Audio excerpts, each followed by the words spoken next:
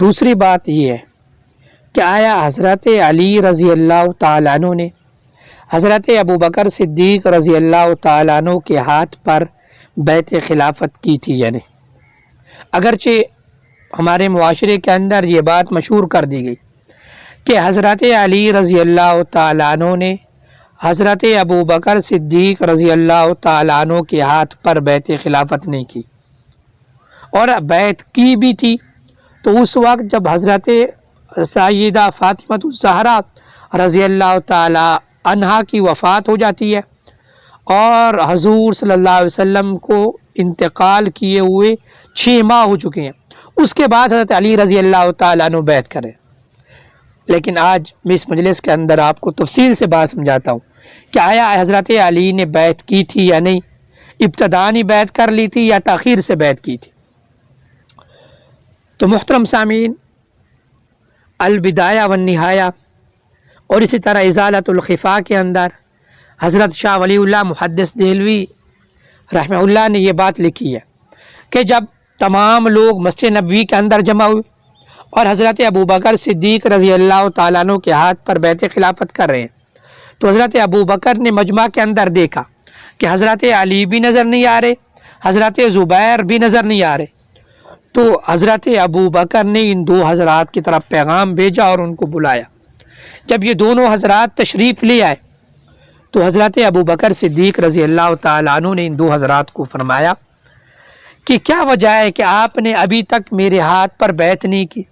کیا تم مسلمانوں کے درمیان تفریق کرنا چاہتے ہو، مسلمانوں کے درمیان ایک فتنہ کھڑا کرنا چاہتے ہو؟ تو حضرت علی رضی اللہ تعالیٰ عنہ اور حضرت زبیر رضی اللہ تعالیٰ عنہ نے فرمایا کہ اے ابو بکر، ہمیں کسی بات کا رنج نہیں، نہ تو ہم مسلمانوں کے درمیان تفریق کرنا چاہتے ہیں اور نہ ہی ہم مسلمانوں کے درمیان فتنہ کھڑا کرنا چاہتے ہیں۔ ہم مانتے ہیں کہ خلافت آپ ہی کا حق ہے، آپ ہی کو حضور صلی اللہ علیہ وسلم نے اپنی زندگی کے اندر امام بنایا، لیکن ہمیں پریشانی اس بات کی ہے کہ آپ نے خلیفہ بنانے کے اندر جو مشورہ ہوا تھا اس مشورے کے اندر آپ نے ہمیں شریک نہیں کیا۔ تو حضرت ابوبکر صدیق رضی اللہ تعالیٰ عنہ نے عذر پیش کیا اور کہا کہ اللہ کی قسم، مجھے امیر بننے کا ذرہ برابر بھی حرص نہیں تھا اور نہ میں نے کبھی خواہش کی تھی کہ میں امیر بنوں، لیکن ہم تو انصار کے پاس تشریف لے گئے تھے تاکہ کوئی فتنہ کھڑا نہ ہو جائے، لیکن ان حضرات نے مجھے امیر بنا دیا، تو لہٰذا ہم عذر پیش کرتے ہیں کہ اگر ہم آپ کے آنے کا انتظار کرتے تو خطرہ تھا کہ کوئی فتنہ کھڑا ہو جاتا، تو اس لیے ہم نے آپ کے آنے کا انتظار نہیں کیا۔ تو یہ بات سن کے حضرت علی نے بھی اور حضرت زبیر رضی اللہ تعالیٰ عنہ نے بھی حضرت ابوبکر صدیق رضی اللہ تعالیٰ عنہ کے ہاتھ پر بیعت کر لی تھی۔ بخاری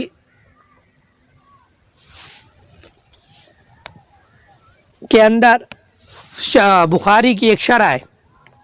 فتح الباری کے اندر علامہ ابن حجر اسقلانی رحمہ اللہ نے بھی حضرت ابو سعید خدری رضی اللہ تعالیٰ عنہ کی ایک روایت بیان کی اور کہا کہ یہ روایت بالکل صحیح ہے، جس کے اندر یہ بات موجود ہے کہ حضرت علی نے ابتدائی حضرت ابوبکر رضی اللہ تعالیٰ عنہ کے ہاتھ پر بیعت کر کے انہیں اپنا خلیفہ مان لیا تھا۔ لیکن جو ہمارے معاشرے کے اندر مشہور ہے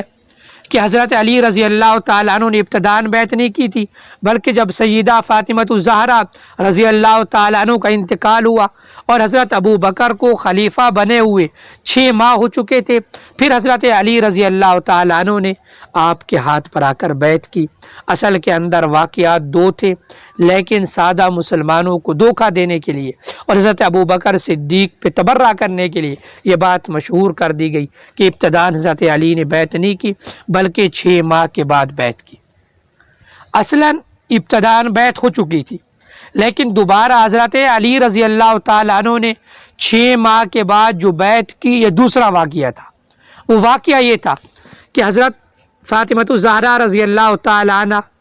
باغ فدق لینے کے لیے آئی تھی، تو اس کے بعد حضرت ابو بکر رضی اللہ تعالیٰ عنہ نے ایک حدیث پیش کر دی اور حضرت فاطمہ الزہرا کو یہ بات سمجھا دی کہ حضور کا چھوڑا ہوا مال اب میراث کے اندر تقسیم نہیں ہوگا، بلکہ یہ صدقہ ہے۔ تو بعض لوگوں نے یہ بات مشہور کر دی تھی کہ حضرت علی رضی اللہ تعالیٰ عنہ اس مسئلہ کی وجہ سے حضرت ابو بکر سے ناراض ہیں اور انہوں نے آپ کو خلیفہ نہیں مانا، آپ کے ہاتھ پر بیعت خلافت نہیں کی۔ حضرت فاطمہ الزہرا کا انتقال ہوا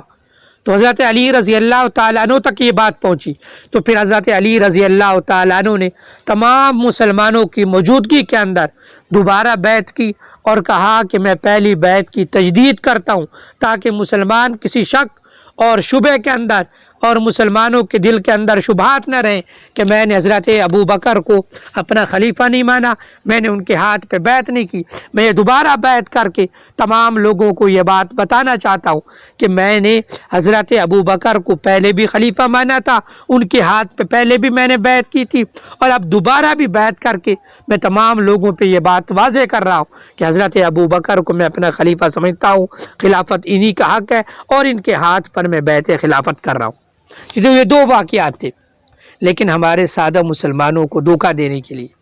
اور ان کو راہ راست سے ہٹانے کے لیے یہ بات مشہور کر دی گئی کہ حضرت علی اور حضرت زبیر نے حضرت ابو بکر کے ہاتھ پہ بیعت نہیں کی تھی اور انہیں اپنا خلیفہ نہیں مانا تھا۔